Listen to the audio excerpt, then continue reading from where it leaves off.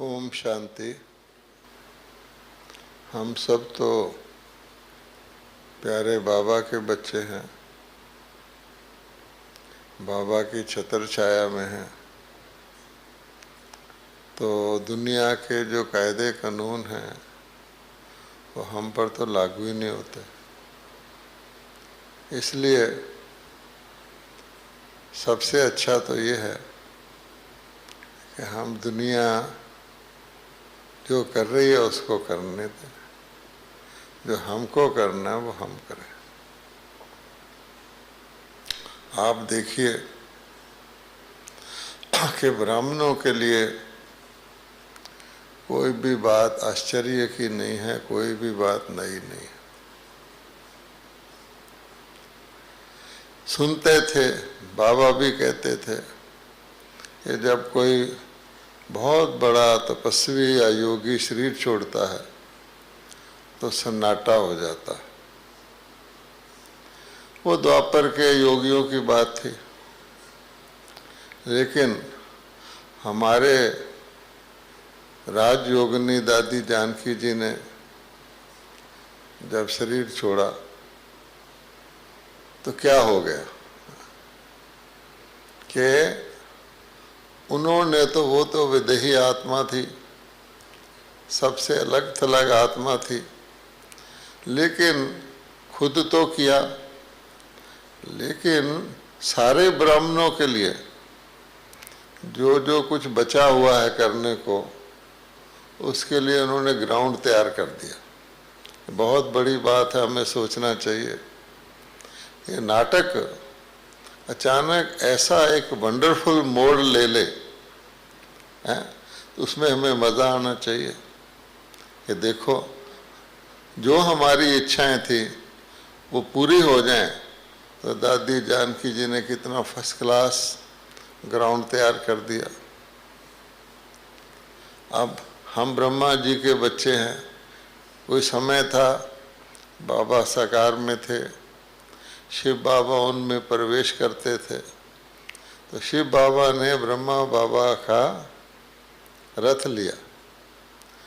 फिर विष्णु का ज़माना आ गया, सारी ब्रह्मा कुमारी धन धान्य संपन्न, हर एक के पास मोटर गाड़ी बंगला क्या नहीं था।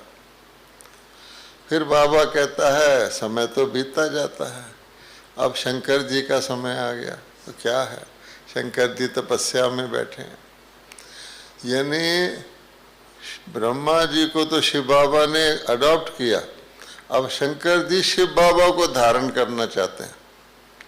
अब बाबा कहते हैं ये सब आपकी ही अवस्थाएं हैं, आप देखिए। शंकर को लोग आदि योगी कहते हैं कि बैठा है, शिव बाबा आगे बैठा है। तो क्या कह रहा है कि बाबा आप ऐसा कुछ करो, मेरे में समा जाओ, जो लोग शिव शंकर को एक कहना शुरू कर दें, आपकी प्रत्यक्षता मेरे द्वारा हो। तो अब हमको वो रूप धारण करना है कि बाबा की प्रत्यक्षता बच्चों के द्वारा हो। अच्छा, अब बाबा कहते हैं दादी जानकी ने तो तपस्या कर ली, बाबा अब हमको क्या कह रहे हैं कि हर समय की अपनी रौनक होती है, हर समय का अपना एक महत्व होता है। तो सबसे बड़ी पहचान जो बाबा ने हमको तीसरी आंख से दी है वो समय की पहचान है। तो समय के अनुसार और समय के अनुकूल जब हम करते हैं तो समझिए कि हम सतयुग के संस्कार धारण कर रहे हैं, क्योंकि सतयुग में यही होता है, हर चीज़ ठीक समय पर होती है, ठीक स्थान पर होती है, ठीक विधि से होती है। अच्छा, अब बाबा कहते समय क्या बता रहा है, तो रोज़ बाबा आजकल हमें बता रहे हैं, और वो इतना बड़ा टीचर है कि जो उसकी मुरलियाँ भी चलेंगी उसमें भी वही परिस्थितियाँ होंगी। लोग हैरान होंगे कि देखो आज मुरली चल रही है और आज की परिस्थिति बाबा ने पहले ही बता रखी है, वर्ड शब्दों में आ रहा है, स्मृति करवा रहा है। तो बाबा कहते हैं कि समय की वास्तविक महत्व को जानते हुए हमें उसका लाभ लेना चाहिए। किसी को किसी बात का एडवांस में पता लग जाए तो किस लिए, उसका लाभ ले ले।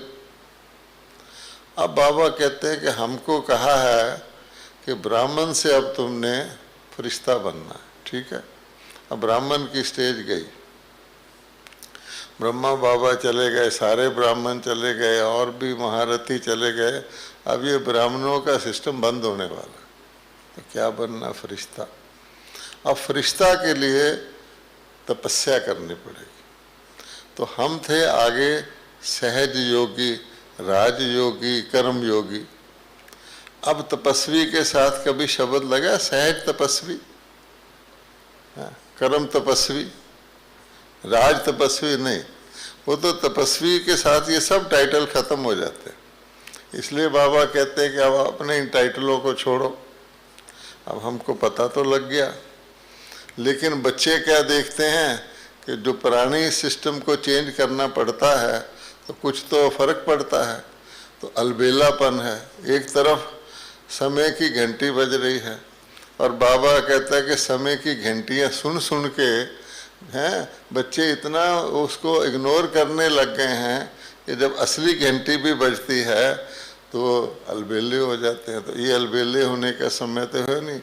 तो किसी के लड़ाई लगी हुई हो, आग लग रही, उसको नींद आती है? उसको तो नींद भी नहीं आती।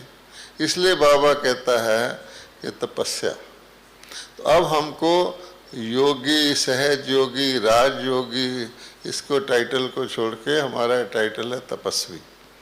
अब तपस्वी से भी महातपस्वी शंकर को सामने रखिए।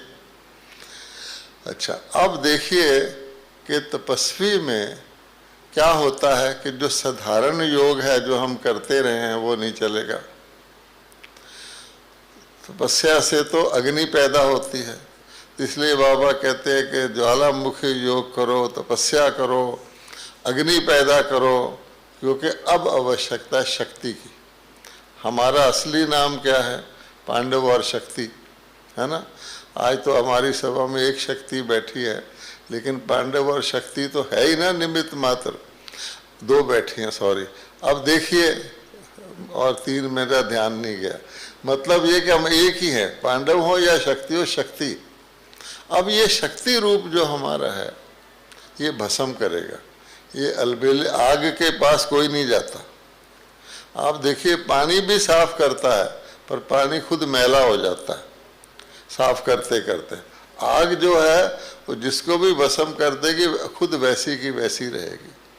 अब हम क्या देखते हैं कि हमारे संकल्प को हम दृढ़ कर लेते हैं। अच्छा भाई, दृढ़ संकल्प करना। अब दृढ़ संकल्प में कितनी की शक्ति है? बाबा कहता है मेरे संकल्प से सारे विदेशी पैदा हो गए। ब्रह्मा की दो तरह की रचना है, एक मुख की और संकल्प की। कितने पैदा हो गए दूर दूर से। हमारा संकल्प तो इतना पावरफुल नहीं है, तो क्या करें?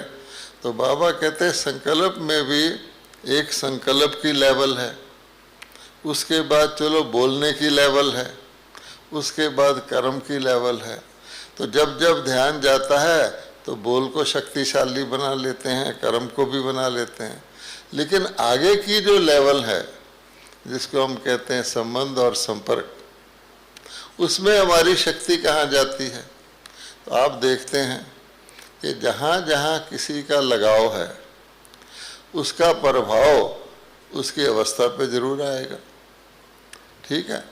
जहाँ जहाँ किसी का कोई स्वभाव है आपके साथ रहता है, उसका प्रभाव भी आपकी अवस्था पर जरूर आएगा, और अपने स्वभाव का भी अवस्था पर जरूर आएगा असर। हलचल होगी, डगमग होगी, ऊपर नीचे होगी, और अपने लगाव का भी प्रभाव आएगा। तो प्रभाव में आना, अच्छा संस्कार है, अपना भी संस्कार और किसी सामने वाले का भी संस्कार। बाबा कहता है संस्कार बुद्धि को टकराव में ले आता है कि ये मन कहता है ये कर, बुद्धि कहती है रोकती है, लेकिन वो ढीली हो जाती है।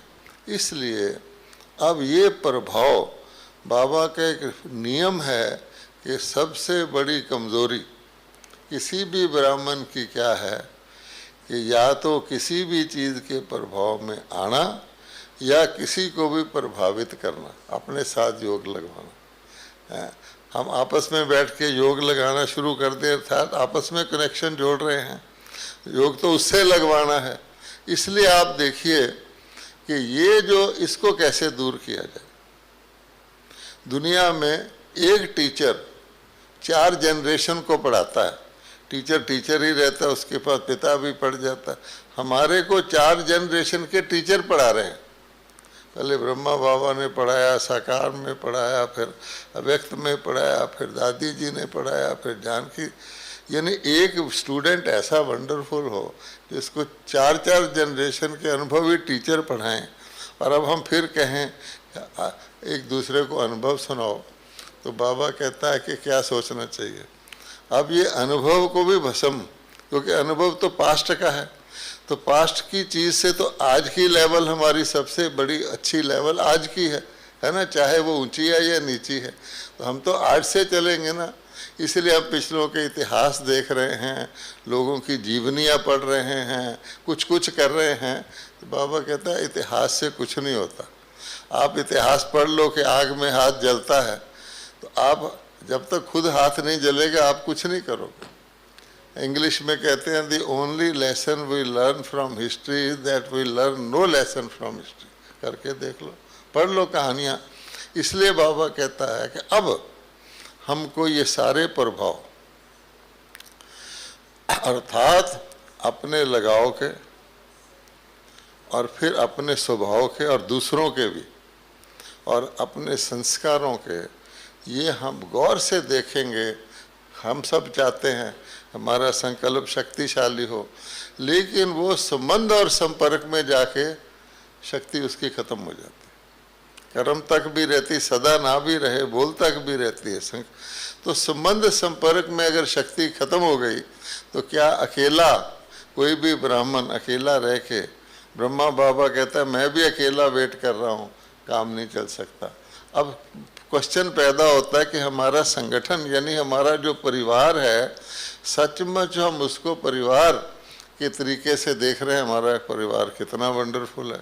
दुनिया में ऐसा कोई नहीं होगा जिसके फैमिली मेंबर सारे वर्ल्ड में हो। एक साधारण ब्राह्मण देखने वो साधारण लगता, उसके अंदर कितनी मुस्कुराहट, कितनी खुशी, कितना नशा अंदर से, कोई उसको रोक ही नहीं सकता। अरे ऐसा दुनिया में कोई बादशाह भी होगा, उसका परिवार सारे वर्ल्ड में नहीं होगा। और हमारा फिर से नहीं ईश्वरी परिवार है, कितना ज़बरदस्त है। तो हम कुछ हैं, ठीक है ना।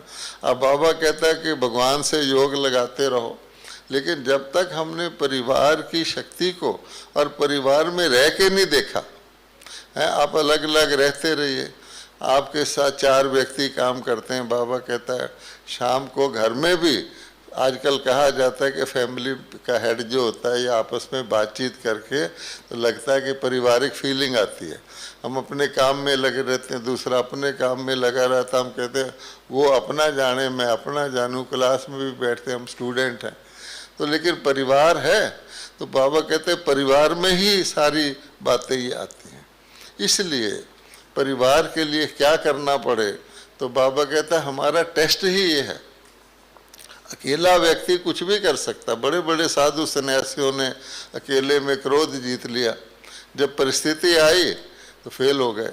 काम जीत लिया, परिस्थिति, क्योंकि अकेले में अभ्यास किया ना, प्रैक्टिकल में तो आए नहीं। इसलिए बाबा कहते हैं स्वरूप बनने के लिए हमको, अब हम अगर अपने ऊपर ही मेहनत करते रहेंगे, अपने ही धारणा करते रहेंगे तो कुछ नहीं होगा। पहले तो हमें दूसरों के साथ उसको टेस्ट करना चाहिए, तब मेरी अवस्था का मुझे पता लगेगा। उतार चढ़ाव जब तो हम अकेले होके अच्छा इससे नहीं बनती, अपने कमरे में बैठ जाओ, इससे मुझे क्या लेना है, मेरा तो अपना है। बाबा कहते हैं चलेगा नहीं, सतयुग में अकेले रहोगे क्या हैं। ब्रह्मा बाबा कहते हैं मेरे साथ भी तुमको इतने जन्म रहना है। अब ये परिवार की गहराई, अर्थात हम जिसको देखें, बोले ना बोले, हमारे अंदर उनके लिए क्या फीलिंग आती है। तो बाबा कहता है अगर अब हम भी अब तक भी अपने को ना देखकर उसकी कमजोरी देखना शुरू कर दें हर एक की, क्योंकि अपनी कमजोरी का ध्यान ना रहे हैं, जैसे गवर्नमेंट करती है ना, और चीज़ों की तरफ ध्यान लगवा देती है ताकि असली बात पर लोगों का ध्यान खिसक जाए। तो भगवान ने हमें क्या असूल दिया हुआ कि तुमको 100 परिवर्तन करना है, ठीक, और तो कुछ नहीं। सारा कुछ देखते हुए सो परिवर्तन करना है, और सो परिवर्तन की स्थिति तभी आएगी जब आप दूसरों के साथ व्यवहार करोगे। अब सो परिवर्तन हम कह देते हैं ये ऐसे करता है, ये मेरे से बात नहीं करता, ये ऐसे है, लोगों की कंप्लेंट्स लिख लिख कर हम दे रहे हैं, लंबी लंबी लिस्टें बना के। कुछ भी करो, भगवान कहता है इससे तुम्हारा क्या कल्याण होगा। अपनी हम ज्ञान का भाव ये कि कोई भी परिस्थिति आ जाए, बाबा कहता है गर्मी सर्दी उतार चढ़ाव कुछ भी आ जाए, आप उसमें विजयी हो। तो हम इसकी बजाय जैसे होता है ना, नाच ना जाने आंगन टेढ़ा, ये ऐसे करता है, ऐसे करता है, ऐसे करता है, ऐसे नहीं ऐसे होना चाहिए, जैसे इस यज्ञ को चलाने वाले हम हैं। वो भगवान को भी भूल गए और औरों को भी भूल गए। निमित्त, फिर भगवान में तो नुक्स निकाल नहीं सकते, तो निमित्त में निकालने लग जाते, ये बैठे क्या कर रहे हैं, ये देख नहीं रहे क्या। तो भगवान कहता है कि इसलिए पहली बात है कि हमें सो को करना है, और सो के लिए सारे, इसको बाबा कहता है विशाल बुद्धि। हमारी बुद्धि नेगेटिव देखने में बहुत विशाल है, अनुमान से भी हम नेगेटिव देख लेते हैं, लेकिन जहाँ होनी चाहिए, बाबा कहता है कि तुमको अगर मान लो विघ्न विनाशक बनना है, अब तो विघ्न विनाशक का टाइम है, निर्विघ्न का तो नहीं है, और निर्विघ्न भी बनना है तो भी विघ्न विनाशक बनना पड़ेगा। तो उसकी एक कंडीशन तो ये है, दो कंडीशन है उसकी। एक तो ये है कि हमेशा देने वाले बनो। अब बाबा कहता है कि भक्ति में भी कोई चीज़ नहीं होती, उसका भी दान करवाते हैं कि भाई देने से तुमको लेना मिलेगा। भगवान दाता, हम बनने वाले देवता, और हम लेने वाले बन जाएं। अब बाबा कहता है कि देने वाले का मतलब क्या है कि अगर हमारे अंदर रिस्पेक्ट देना है, मान लो, तो हम कहें कि ये देगा तो मैं दूंगा, इसने तो मुझे ओम शांति भी नहीं की, ये तो ऐसे गुजर गया, मैं इसको रिस्पेक्ट क्यों दूँ। तो देने वाले रहे कि मुझे दे फिर मैं उसको दूँ, ये तो ज्ञान का लॉ नहीं है। इसलिए इतना विशाल हो, जैसे बाबा कहता दूसरी समाने की शक्ति सागर जैसा। सागर में जो भी हो, भगवान सागर है, तो भगवान सब कुछ संभाल लेता है। और हम ब्राह्मणों को तो बहुत समाने की शक्ति होनी चाहिए। अगर हमारी समाने की शक्ति कम है तो फिर क्या होगा कि हम दे नहीं सकेंगे, ऐसे ऐसे करते रहेंगे। तो अब इसके लिए विशाल बुद्धि चाहिए, और विशाल बुद्धि का मतलब क्या है कि हमें सारे वर्ल्ड के लिए सोचना है। अगर कोई व्यक्ति विश्व का मालिक बनना चाहता है, या उस विश्व में जाना चाहता है जिसमें चलो राजघराने में ही आ जाए, या उस विश्व में जाना चाहता है जिसमें चलो प्रजा में ही आ जाए, तो उसको वैश्विक दृष्टिकोण तो रखना पड़ेगा। उसके पास ऑल इंडिया रूट परमिट होगा, जैसे ट्रक में होता है, या सारे वर्ल्ड का परमिट होगा तो सतयुग में जाएगा। अब हमारा वैश्विक दृष्टिकोण है, आप गौर से देख लीजिए। सारा ज्ञान ध्यान सुनते हुए बाबा कहता अपने परिवार में रिहर्सल करके देख लो कि हम हर एक के लिए, किसी को कहो इतने जो यहाँ बैठे हैं सबके लिए लिख के दो, हर एक के लिए लिख के दे देंगे, जैसे हम सबको समझते हैं, और ये नहीं जानते कि हमें भी सब समझते हैं। क्या अगर मैं समझता हूँ कि मैं आपको जानता हूँ, तो आप नहीं जानते ये कौन है, आप भी तो मेरा इम्प्रेशन रखते हैं। अब बाबा कहते हैं मेरा इम्प्रेशन ठीक कैसे हो, हमें ये देखना है। हम दूसरों के इम्प्रेशन ठीक करवाने की ठेका कैसे ले सकते हैं कि वो ऐसा कर दे तो उसका इम्प्रेशन अच्छा हो जाएगा। मेन बात कि मेरा इम्प्रेशन कैसे ठीक हो। अब मेरा इम्प्रेशन ठीक क्यों नहीं होता कि मुझे पता है कि इस व्यक्ति में कुछ चलो 19-20 है, मैं अपना बिहेवियर चेंज कर लेता हूँ। बाबा कहता है तुम्हारा व्यवहार परिवार जैसा ही होना चाहिए, मैं उसे अपनी भाषा चेंज कर लेता हूँ। कुछ नहीं करता तो अंदर से गांठ बांध के उसके चलता हूँ, किसी को पता ना भी लगे, लेकिन उतना स्नेही व्यवहार नहीं होता है। आप देख लीजिए, आपको दूध ही बांटना है, तो आपको जो फ्रेंड होगा दूध बांटने वाला, उसको 2 गिलास भी दे दोगे, और जो कोई दूसरा आएगा जिससे आपकी नहीं बनती, दोगे तो सही, पर आपका चेहरे का फोटो लो तो और तरह का होगा, है ना। अब बाबा कहते हैं ये क्या, ये तो छोटा सा टेस्ट है। तो आप देखेंगे संस्कार है। अब इस संस्कार को ठीक करके, जैसे हमारे दादियों को सारे स्नेह देते थे, अब क्या है कि दादियों के पास 2 जने ले जाते थे बात, वो कहता था इसने गलती की है देखो, दादी को पता नहीं क्या गलती की है, लेकिन फिर कहते थे गलती बताई, फिर भी दादी ने इस पे एक्शन नहीं लिया, क्या फ़ायदा हुआ मेरे गलती बताने का। अब बाबा कहता है पहली बात तो गलती देखना ही गलती है, और बताने की तो बात उससे भी ज़्यादा है। फिर दूसरे से ये एक्सपेक्ट करना कि वो गलती के ऊपर एक्शन लेगा, और भी बड़ी गलती है। बाबा कहता अच्छा तुमने बात दे दी, इसीलिए फिर जब हम बाबा को अपनी कमी दे देते हैं तो छूट जाना चाहिए, आपने दे दी आपके पास ना रहे, फिर वो वापस आ जाती है, क्योंकि आदत संस्कार ही ये है कि उसका रिजल्ट देखना है। तो बाबा कहते हैं गीता में लिखा हुआ अर्जुन तो कर्म कर, उसका रिजल्ट ना देख, अच्छे का अच्छा ही आएगा। तो इसलिए ये हमको ये प्रैक्टिकली इतना, बाबा कहते हैं पहले तो अपने परिवार के स्नेह को टेस्ट करो, और दूसरे को करने की ज़रूरत नहीं है। मैं अपने अंदर ऐसे संस्कार इमर्ज करूं कि मेरे अंदर किसी के लिए भेदभाव ना रहे। हम कहते हैं उस्तत, निंदा, हानि, लाभ, लेक्चर बड़ा लंबा कर देते हैं, लेकिन अगर कोई हमारी उस्तत कर दे तो हम देखिए कितने खुश हो जाते हैं, दोबारा कहते फिर बताना भाई मैंने तो ऐसा कुछ, ताकि वो दोबारा बोले, कान को अच्छा लगता है। अगर हमारी कोई निंदा कर दे तो फिर ऐसे लगता है गरम गरम तेल डाल दिया किसी ने, तो सहन नहीं कर सकते। तो बाबा कहते हैं सहन शक्ति कहाँ गई, समाने की शक्ति कहाँ गई। इसलिए सार उसका ये है, आप देखेंगे कि बाबा, और हमारा फिर जो जमा होता है ना वो इसमें ही खर्च हो जाता है। आप देखिए अगर आप वर्तमान समय एकाग्र होकर, जैसे आज बाबा ने कहा 1 सेकंड में एकाग्र हो जाओ, वर्तमान समय हम एकाग्र होने की शक्ति धारण कर लेते हैं तो एंड में हम डांस करेंगे। जैसे कहा गया है कि हाहाकार होगा, डांस करोगे, अर्थात सूर्यवंशी जो होते हैं वो बंसरी बजाते हैं, डांस करते हैं। और अगर हमने अब एकाग्र नहीं किया तो एंड में तीर कमान लेकर के एकाग्रता की कोशिश करेंगे, तो बाबा कहते होगा नहीं, क्योंकि वो समय ऐसा है, अभी का समय तो हम कुछ कर सकते हैं, वो ये समय बीत जाएगा। इसलिए हमको ये जो समय मिला है इसमें बाबा हमको रोज़ इतनी बातें बताता है। रोज़ हम देखते हैं कि माइक पर भी बाबा की शिक्षाएं आ रही हैं, उसको हम चलो जितना पकड़ के धारण करें अगले तक। आगे तो होता था बाबा ने एक मुरली चलाई फिर दूसरी तक धारण करें, अब तो ये कि 1 घंटे में जो सुनाया उसको दूसरे आप देखेंगे, उसको सुन के आपको नशा चढ़ेगा। बाबा बात ही ऐसी कहेगा, अरे तुम ही हो, पक्का निश्चय करो और कोई नहीं है, मैं तेरे साथ हूँ। अच्छा क्या बड़ी बात है, जिसका साथ भगवान है, नशा चढ़ता।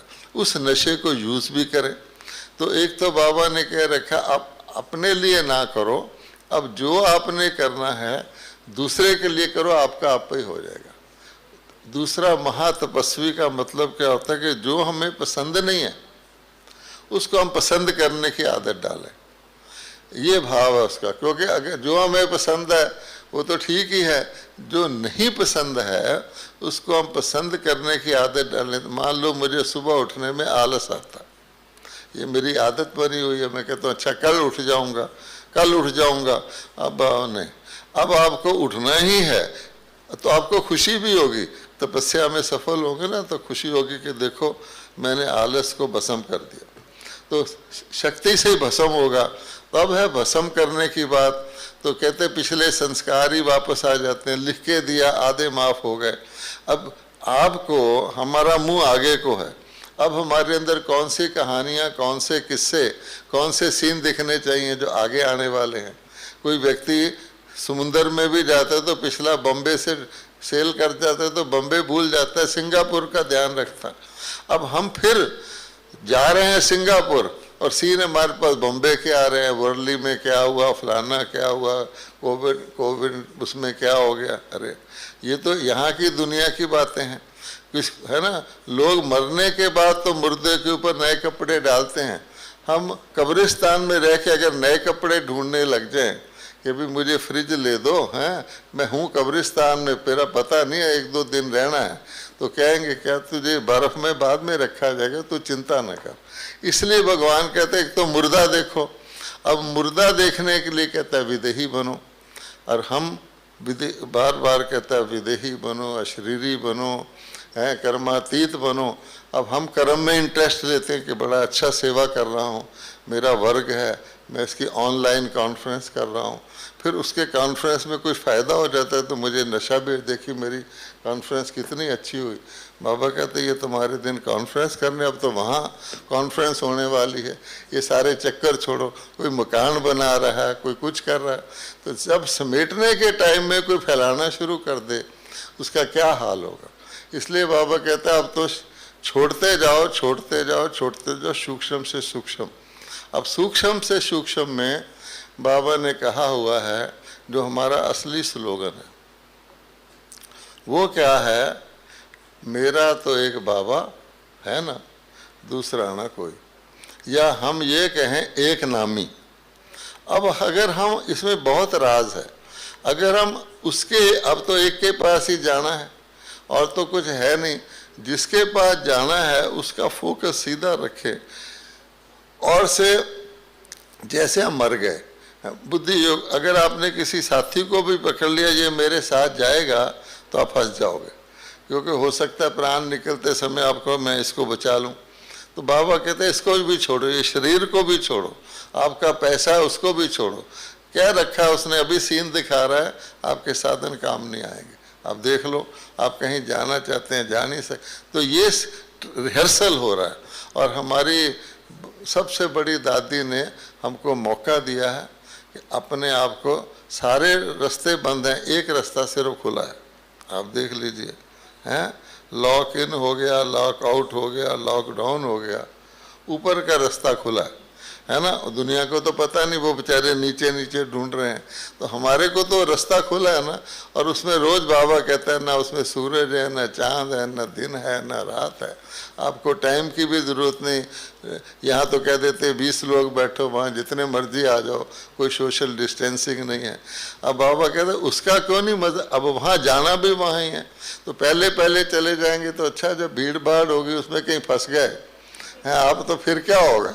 इसलिए पहले, अभी तो राइट्स रिजर्व्ड हैं कि पहले ब्रह्मा बाबा कहता आ जाओ मेरे साथ, मैं तो तुमको फर्स्ट क्लास सीट दे दूंगा। फिर बाबा के बच्चे होकर किसी भीड़ में फंसे और कहें बाबा, वो कहेगा तेरे साथ 1000 लोग तेरे आसपास है, जैसे कोई ट्रैफिक में फंस जाता है। इसलिए बाबा कहते हैं ट्रैफिक ट्रूफिक को छोड़ो, बिल्कुल सूक्ष्म, और ये सोचो ही नहीं कि वो हालात वापस आएंगे। मैं आपको बता देता हूँ, वो हालात वापस आने दुनिया के लिए आ भी जाएं। मेरे, मान लो मेरा शरीर, कितने लोगों का शरीर छूट गया, रोज़ हम अनाउंस करते हैं आज फलाना छूट गया, उसके लिए योग करो। अभी तो हम योग कर रहे हैं, जब इकट्ठे छूटेंगे तो किसके लिए कौन योग करेगा, बाबा ने कह रखा है। अब देख लो दुनिया के अंदर जाके, इसलिए हमको वो तैयारी करनी। वहाँ कहता है कि 5 लाख भी होंगे तो 10 लाख भी होंगे तो जरा सा लगेगा, इतना खुला इलाका है वो। इसलिए अब हमको यहाँ से लंगर उठा के, मेरा तो बाबा, तो 2 शब्द अगर हम कर लें, एक नामी, तो क्या होगा फिर बाकियों के साथ आपका जो घटिया तरह की चीज़ है, जो सबसे बढ़िया है, उस जिसके साथ जुड़ के हम कहते हैं सुप्रीम के साथ जुड़ के सुप्रीम बन जाएंगे।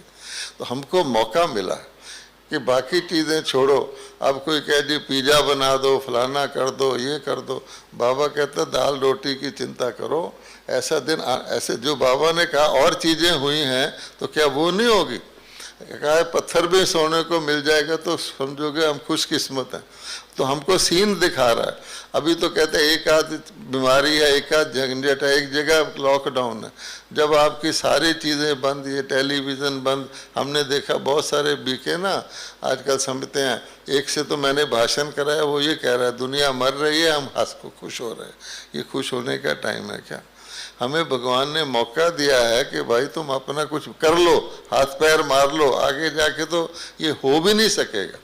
इसलिए हमको कोशिश करनी है समय को, महत्व को जानकर तपस्वी रूप धारण करना, इधर उधर देखना बंद, अपनी फिक्र करो और अपने जितना हो सके, बाबा कहता है कि एक नामी रहने से आपकी इकोनॉमी आप ही हो जाएगी। जो हमारे संकल्पों में शक्ति चाहिए या उसमें कल्याण की भावना चाहिए, बाबा कहता और ना सही शुभ संकल्प ही करते रहो तो आपके व्यर्थ खत्म हो जाएंगे। लेकिन शुभ संकल्प करने के लिए भी तो किसी के शुभ के साथ कनेक्शन होगा। आप जिसको सामने देखोगे उसका संकल्प आएगा, जिसका सोचोगे उसका संकल्प आएगा। मैंने तो आजकल देखा है, बाबा मुझे सपने में भी शिक्षा दे रहा है। ऐसे सपने आ रहे हैं, यानी जो मेरे को मैं जागता हूँ तो मुझे लगता है अच्छा ये क्यों आया भाई, तो ये गड़बड़ है। तो एक्चुअली मैं बता रहा हूँ, तो आप देखिए, आप कोशिश करिए, आपको बहुत हेल्प मिलेगी। तो ये इतना शानदार मौका है।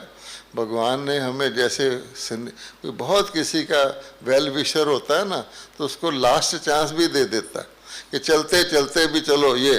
तो बाबा कहते हैं चलते चलते, वो जो दादी जानकी का गीत होता था, तो ये चलते चलते आपको मिल रहा है कि भाई रास्ता दिखा रहा है, चिराग विराग जला लो अपने, नहीं तो फिर ओम शांति।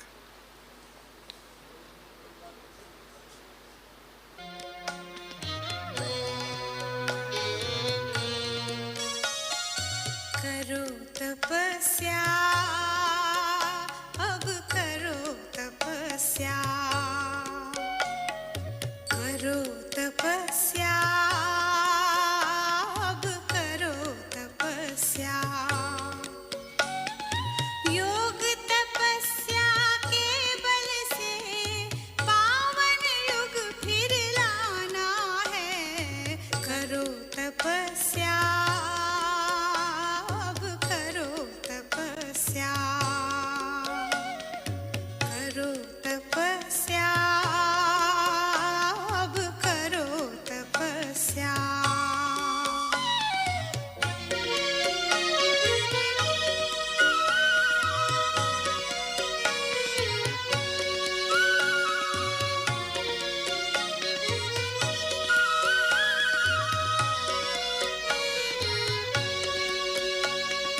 तुम्हारे तप से पावन होंगे धरती और गहरा आकाश। पांच तत्व में विचरेगा योगी जीवन का प्रकाश। तुम्हारे तप से पावन होंगे धरती और गहरा आकाश। पांच तत्व में विचरेगा योगी जीवन का प्रकाश। योग की दृष्टि से अब तुमको मन का मैल मिटाना है। करो तपस्या, अब करो तपस्या, करो तपस्या, अब करो तपस्या।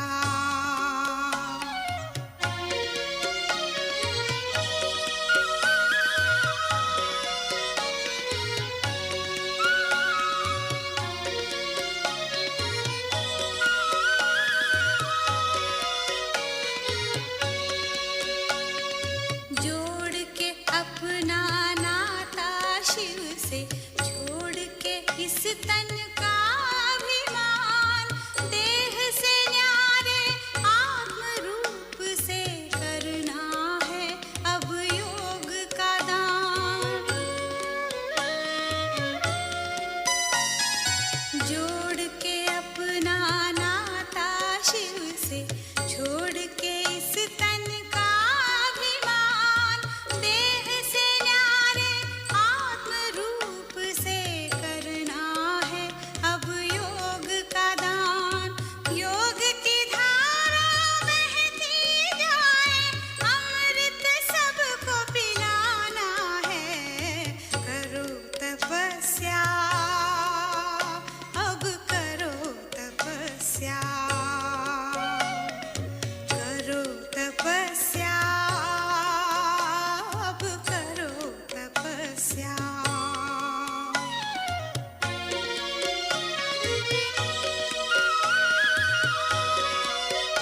है।